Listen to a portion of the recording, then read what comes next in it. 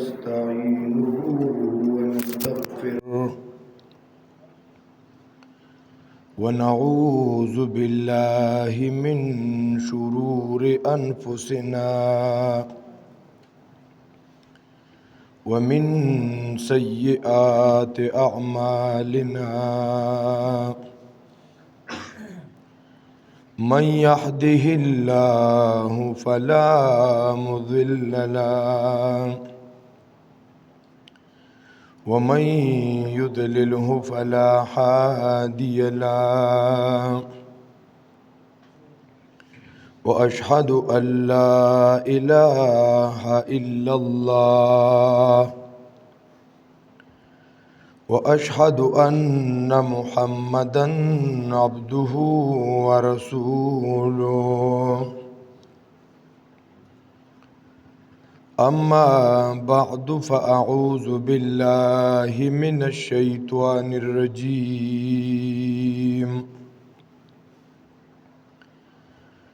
بسم الله الرحمن الرحيم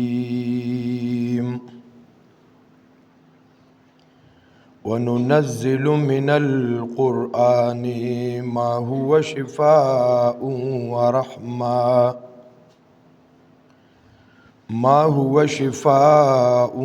ورحمة للمؤمنين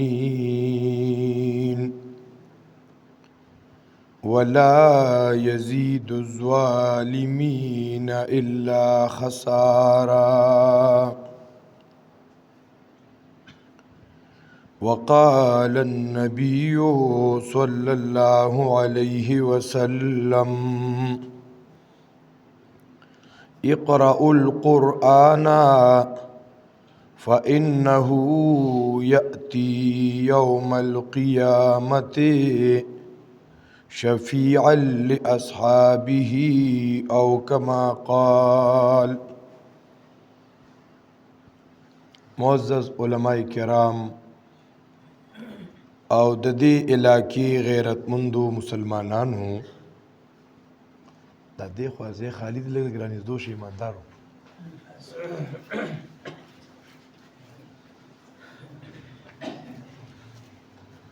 الحمدلله ثم الحمدلله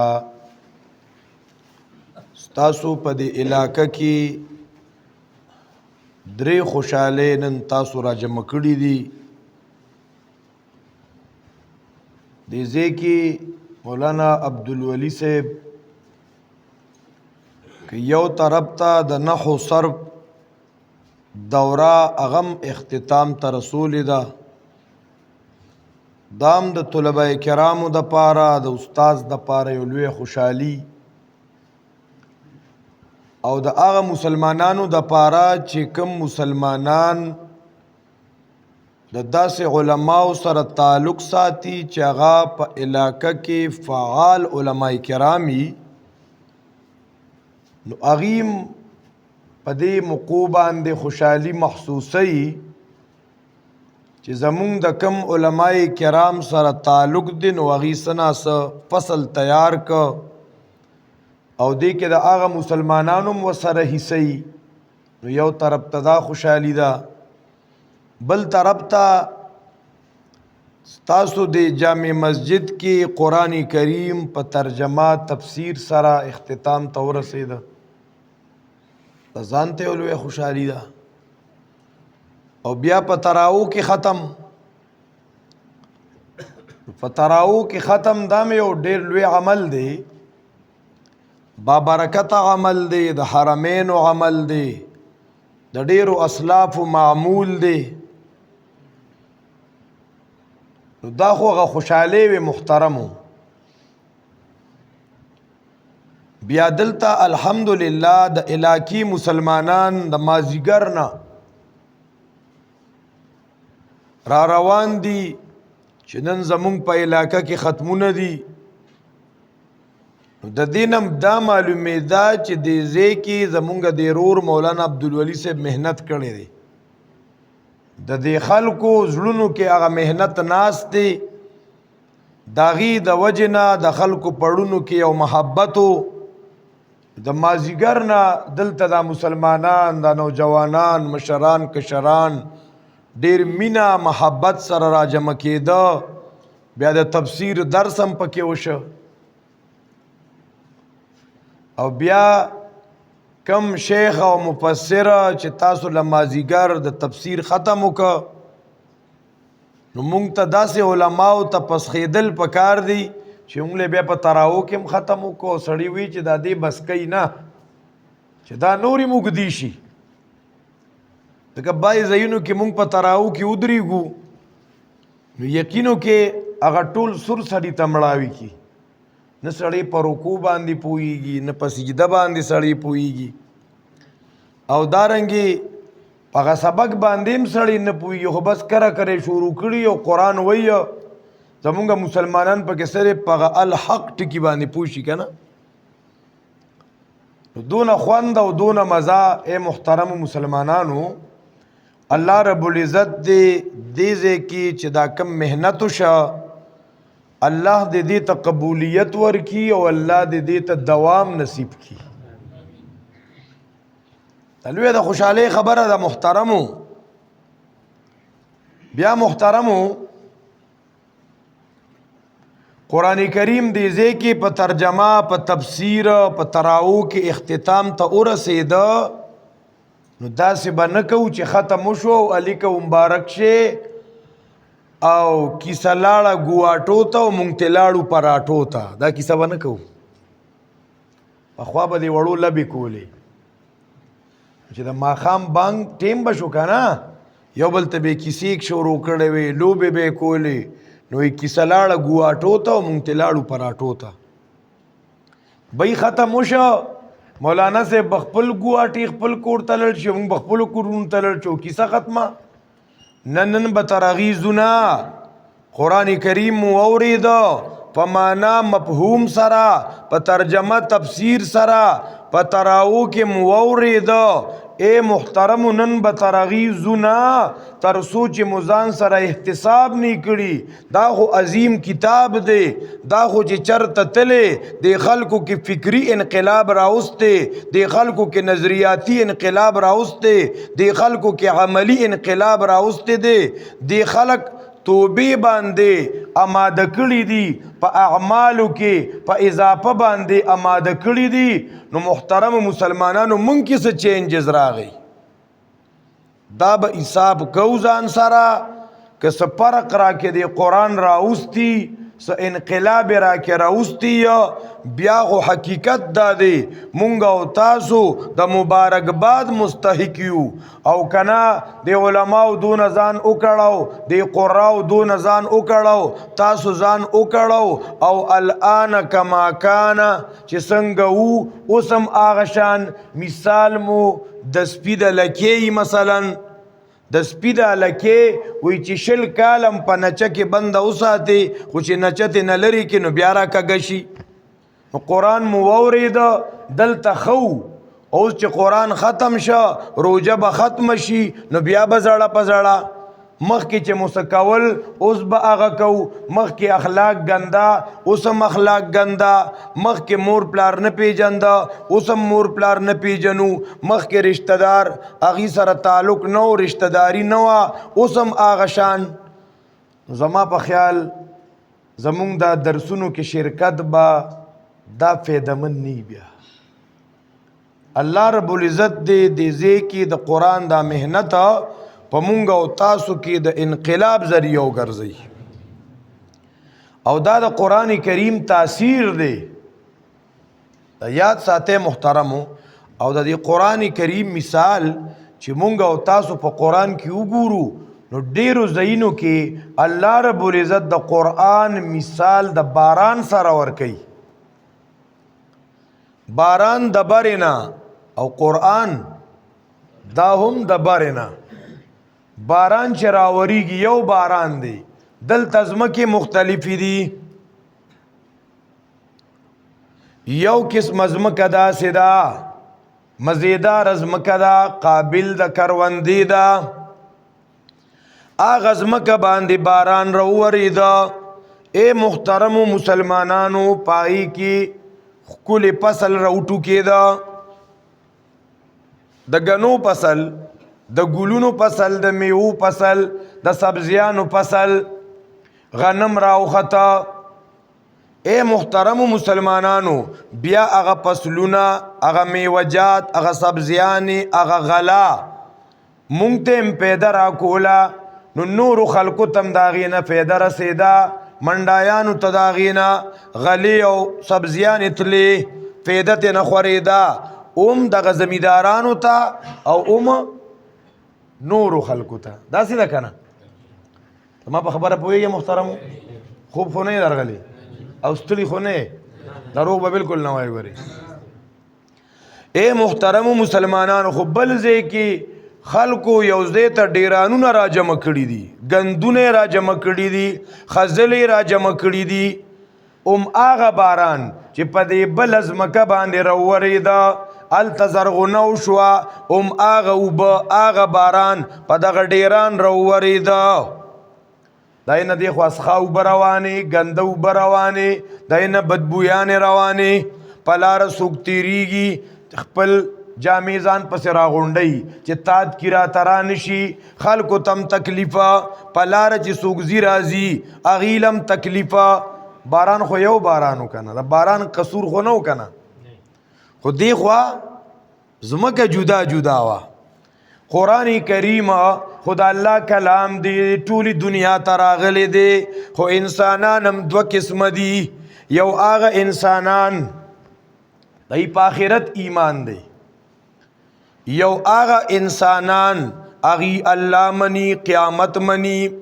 زنکدن مني، قبر مني، آخرت مني. اے محترم مسلمانانو، ښه خلک دي،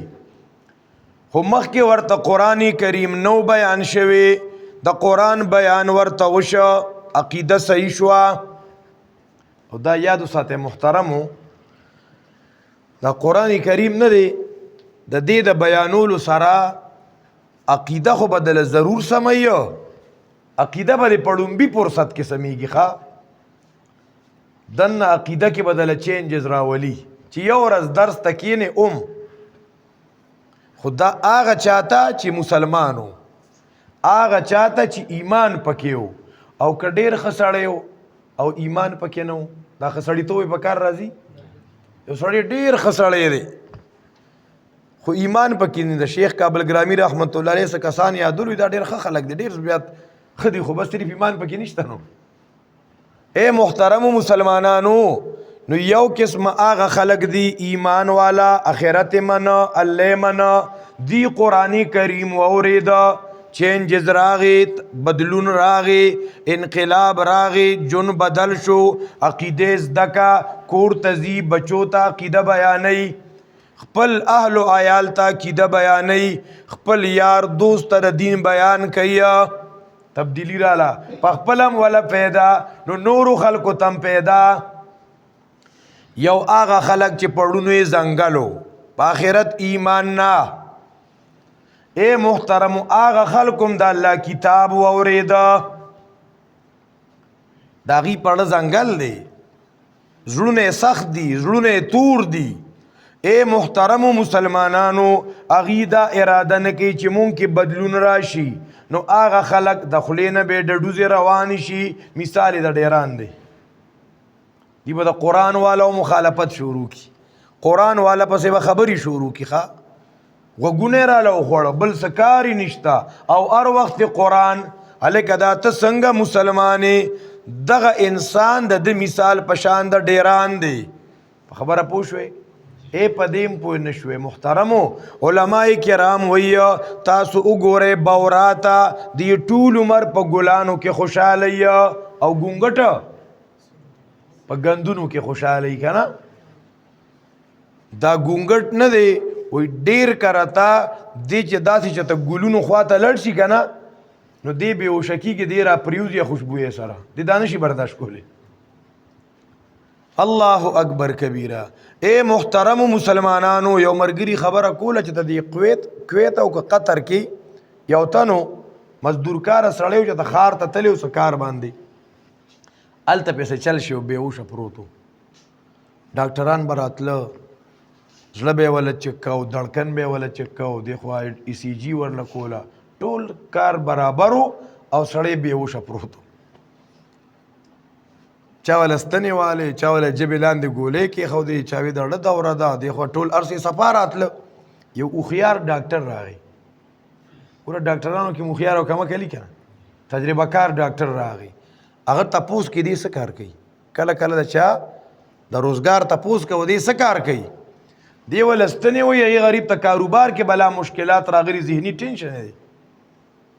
هغه وی دې څه کار کوي ورته وی دی خو د بنګیتوب دا کار کوي دا نالې پاکوي او دا لیټرینونه پاکوي دغه کار کوي خو ښار ته چې د ډېر وخت پس راغلی هغه وی تاسو ورشئ دغلته رسخا نالې نه یو ټاټکي کې د اسخا چکړی او ګندونه راوړئ خوا کې ورسره داسې واچولو هغه چې دا ستا داسې راخ کله سترګې وغړولې سړی سور کې شو ښه ډاکټر وی دلته په ده باندې د ښار خوشبویې لګېدلې دي دی چې ته خوشبویو ته د ټینګېدې نو دغه قسمه خلک چېرته قرآن ته د ټینګې دي محترمو نو الله دې مونږ هغه ګونګټانو کې نه راولي الله رب العزت دې مونږ هغه بوراګانو کې راولي چې قرآن ته خوشحاله او الحمدلله ستاسو د قلا کلي دا خلک دا زما ډېر زیات خوښ شو په دې لاره مونږ زو راځو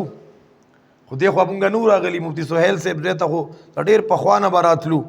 الحمدلله مولانا عبدالولي صاحب دې ځای کې د ډېر وخت نه کار شروع کړی دی محترمو دلته قرآن کریم بیان شو قرآن انقلاب راولي قرآن بدلون راولي په کافرانو کې بدلون راوستی نو که ماوته کې بدلون را نه وسته نو ولې ماوته به د کافرانو نه هم بدتره یوسه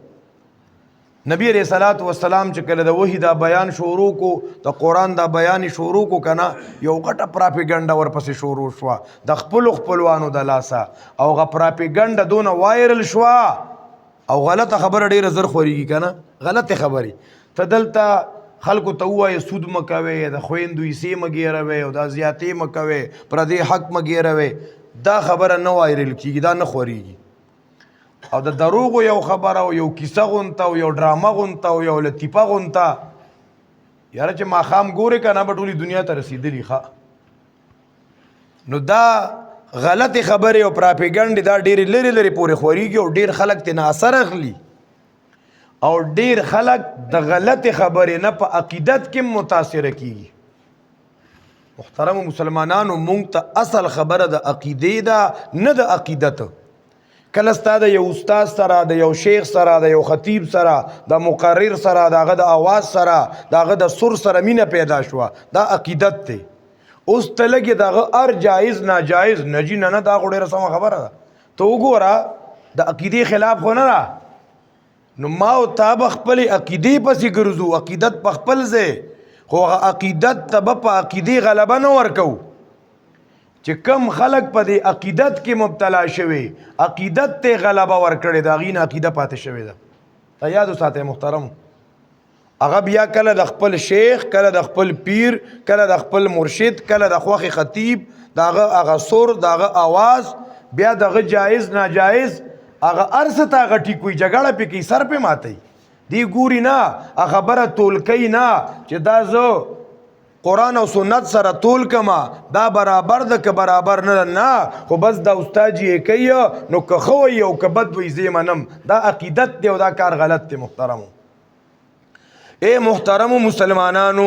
د نبی علیہ الصلوۃ والسلام خلاف یو پراپیګنډه وچلوله په د باندې لیونتوب ام به جنه په د لیونتوب دی په د باندې پیریان راځي الله اکبر کبیره کله وی دا سړی چې دی دا لیونی دی لیونی نو نبی علیہ الصلوۃ والسلام په دې کائنات کې په تمام مخلوقات کې عقل الناس په تمام خلقو کې د ټولو نه هوښیار ترین انسان نبی علیہ السلام دی ګوره دغه باره کې وی دا لیونی دی لکه د بل چا باره کې ووایې که نه خدا اصول دي ښه څوک چې موحد شي لیونی بیا ورته وایي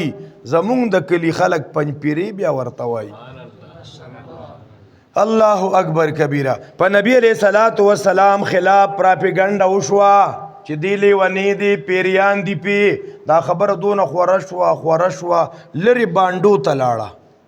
بعضی مفسرین ذکر کوي په لرې بانډو کې التا یو دمګر او کافر څنګه الګه په دمګرو کې هم کافری څه دا اندوان چې دمونه کوي اصل کې زمونږ د مسلمانانو چونکې د قرآن نه لري یو قرآن بیان شوی نه راته علما دلته داسې اکثر پاتې شوي چې مونږ له په بوسو کې اوبه بوتلي تاسو ټوله سم جنتیان یې بس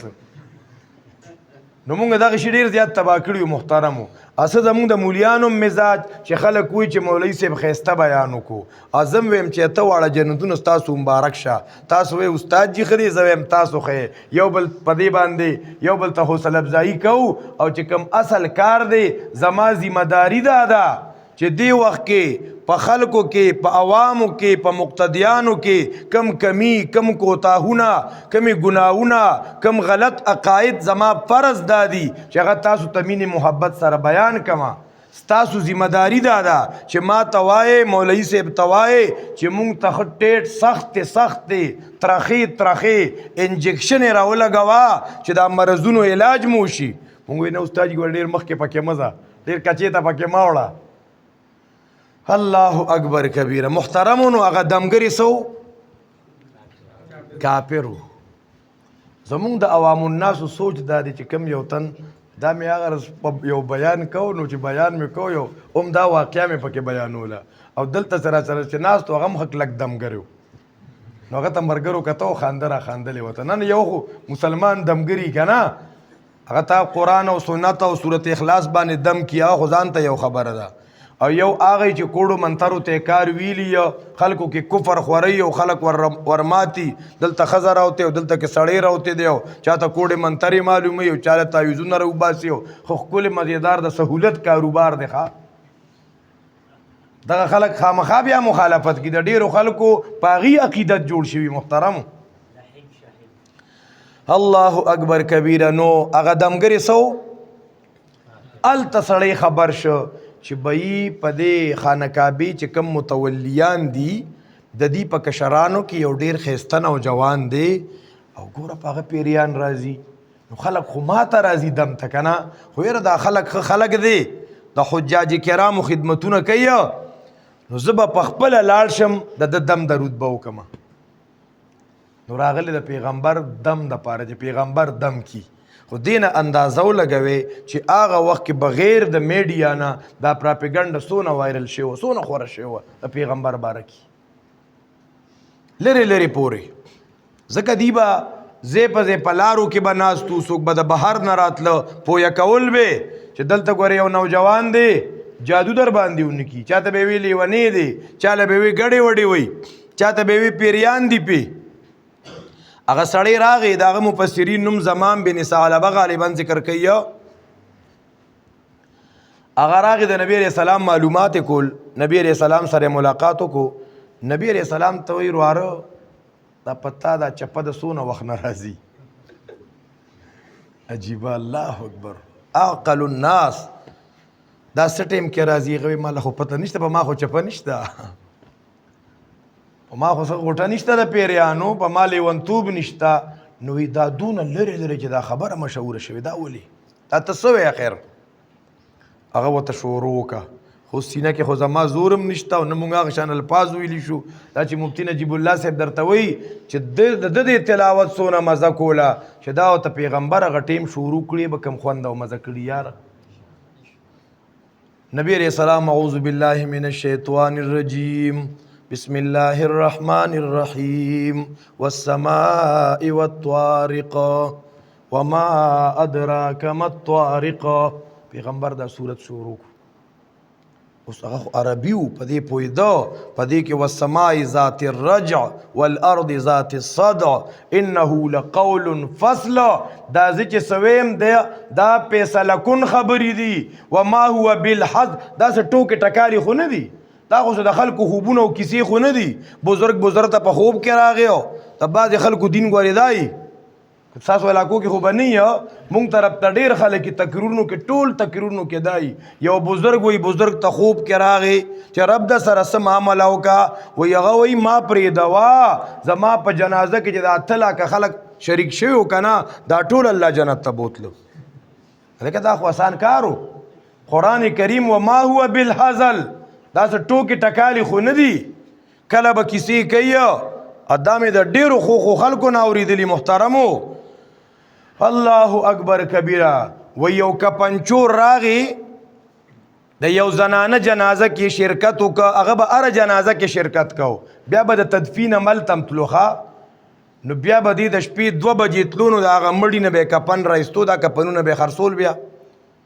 وی د شپې دغه بوډۍ د کپن د غلا دپاره لړو نو چې څنګه قبر کولو کو نو ابیا ورباسې راپاسېده چې څه کې لکه دا ورته وې زه خو ګوره څونه تاسو هم توجه سره ورته اوس کېناستې ښه تا کیسې داسې دي بس خلک په دې راوړېدلي محترمو هغه بوډۍ ورته وایي ته څه کې خانې وي زه خو دا کفنچور یم که نه او ورته زه حیرانه شومه چې یو جنتي د بل جنتي نه څنګه غلا کوي وی څنګه جنتي وی نن چې زما په جنازه کې څونه خلک شریک شوي دي هغه ټول جنتیان دي سبحان الله خلک ورته سبحان الله هسې محترمو دي بوډۍ ته وحي وشوه او بله یو عقلي خبره چې د شپې 2-3 بجې تاسو د خپله قلا کلي کې وګورئ او تاسو د شپې یو ځوان او ښه ډاډه او نر او بهادر 2-3 بجې قبرستان ته لړ شي که نه او داسې ابې ورته په سپین کپن کې راپاسي چې څه کې لکه څه دی خیال دی او دس به تازه کوي تاجودو ته که نه اته به 2 خپل یو 2 پردې کړي یو که نه دا خلک په دې کیسو روان دي محترم خلک دا کیسې خوښوي نو نبی علیہ الصلوۃ والسلام وتا تلاوت شروع کړو چې وما هو بالحزل دا د ټوکو خبرې نه دي او لګیا دي دا خلک پراپیګنډې کوي د پیغمبر خلاف پلانینګونه کوي انهم یکیدون کیدا واکید کیدا الله وای دی به چل ول کوي خو دی به زرا غیر کم دی چلونو کې به ناکام کما دا صورت چې څنګه پیغمبر وی تلاوت کو الله اکبر صاحب قرآن او چې قرآن بیانو هغه دمګری چې د سترګو نه اوښ کې را روانې وي جړلی پې پوهېدو چې دې کې د قیامت مضمونه دې کې د توحید مضمونه دې کې دا کم شواهد ذکر شو قسمونه جواب قسم په کم انداز سره پیشابه کریمه راته وایه سړی مسلمان شو سړی څه شو راغلی د پیغمبر د دمولو دپاره او سړی په خپله دم شو دا د قرآن اثرو اے محترم مسلمانانو ما او تابه نن عزم کو کم مسلمانان چې رشتہ داری نه پالي نن برا سره قسم کوي چې خپل رشتہ داری به پالو تاسو په بیانونو اوریدو په ختمونو نه کیږي یوازې په رجوع په اعتکافونو نه کیږي قران کریم کې تاسو وګورئ ذل قربا و ذویل قربا و ذویل قربا رشتہ داری به پالي رشتہ داری به پالي مونږ پښتانه د سره رشتہ داری اډو پالو نه دا مونږ چې خپل میز کې غم خادې کو دې ته ټټ پار ټیټ وایو دې ته عدل کا بدلا وایو دې ته مکافات وایو زما بچی بیمار دی رور می خبر تراغی سبا زمار واره بیمار شونو زمزم دا خپل ولی پالل ندی زه درواره خبر تلاړم الله اکبر کبیره محترم مسلمانانو رور زما د زوی خبر ترالو دا مکافات دی زما بچی بیمار شو زما په کور کې بیماری رااله او اے محترمو زما رور خور زما د بچی تپوس ترانل سبا اغي کر ماشوم بیمار شو او ما او تا ور کر لړو دې تخپل ولی وي امون نکو دا به کو شروع کو به خو هم ده کنه د خپل ولی خپل برکت یې یو حدیث د تویما نبی علیہ السلام فرمایي څوک چې دا غواړي چې د په عمر کې په رزق کې برکت راشي خپل ولی دی وپالي دا پښتانه وي د خپل ولی په دلتوب پالل کېږي دې کې ځان نه تیشمل خان ما جوړوه چې خول زه په پښتون نیمه ما کار نه راتلو زه به زما الله اکبر کبیره محترم مسلمانانو پړونو کې مخیری د خپل رور سره د تر سره د تر د زوی سره په یو کور کې زمونږه خويندې میندې د یو بل سره نه لګي حسدونه سیاله اے محترم مسلمانانو آخری عشره د رمضان المبارک شروع شوه دا حدیث پاک کې راځي چې پچا د رمضان المبارک میاشت راله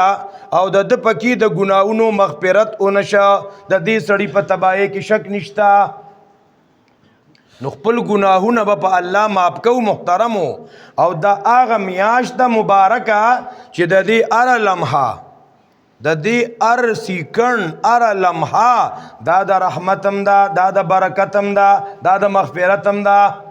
د اول نوال اخره پوری دا ټوله د رحمت دا ټوله د برکت دا ټوله د مغفرت دا میاش مونږ ته الله یو چانس را کړی بیا خوش قسمت دي هغه مسلمانان چې پدې کې ډیر عبادت وکا اعتکاف ته ناست وکا تلاوتونه وکا اذکار وکا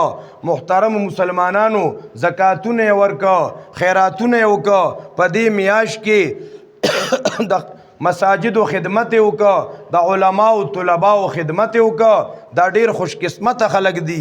دا هغه قرآن چې الله د دې باره کې فرمایي وننزل من القرآن ما هو شفاء ورحمت للمؤمنین په قرآن کې شفاء او رحمت دی خو د ایمان والو د پاره بی ایمان ته خدا قرآن نورم تاوان سیوا کوي ځکه صحیح مسلم کې روایت دی نبی علیہ السلام فرمایي تاسو دا قرآن لولې دا به د قیامت پرز د خپل مرګري د پاره د خپل لستون کې د پاره د الله په دربار کې شفاعت کوي تاسو ته د الله د تفسیر دا ختم د نحو صرف د دورې دا ختم د تراو دا ختم په خپل دربار عالیه کې قبول او منظور کی واخر دعوانا الحمدلله رب العالمین باقی خبره په بل موقع ان شاء الله